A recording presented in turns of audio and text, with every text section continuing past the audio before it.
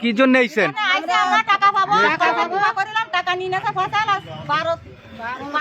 2008 সালে টাকাটা নিল আমাকে একজন বলেন 2008 সালে আমাকে বললো কি এই বিবাহ করলি এত টাকা 100 টাকা করে জমা দিলি বছরে 5 বছর টাকা দেওয়ার পরে 7,000 টাকা করে বোনাস দেবো এই সমস্ত কথাবার্তা বলি আমাকে বিমাটা করাই।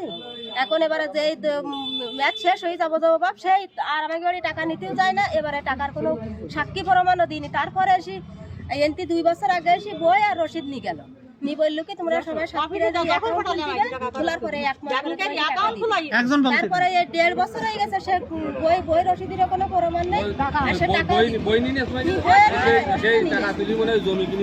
এবার আমাকে সে বই নিয়ে গেছে, এবার টাকা টাকা চলে আসে এই বলে আমাকে টাকার কোনো ইয়ে নেই, কোথায় অ্যাকাউন্ট খোলাইছে?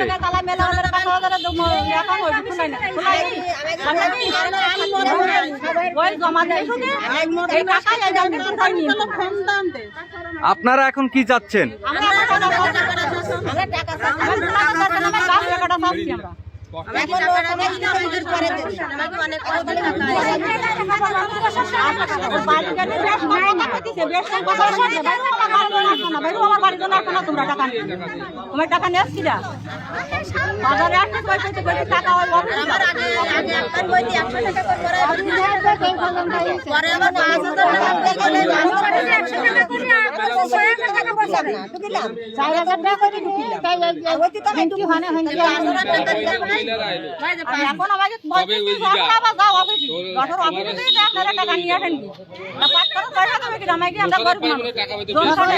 আপনারা টাকা দিয়েছেন কার কাছে? তাহলে আপনারা কেন যশোর যেটা আসাবেন?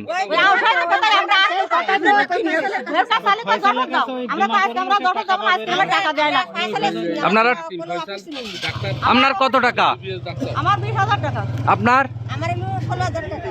আপনার? আমার 30,000 টাকা। আমার হলো 27,000। আমার 12,000। আমার 63,000। আপনার 63,000? আপনারা কোন বীমা করেছিলেন? সন্তানীয় লাইফ ইন্স্যুরেন্স কোম্পানি প্রথম ওইডিটি করাইলো, করার পরে কলাবাকে এতে বোনাস আলমদিনায় করতে দিল।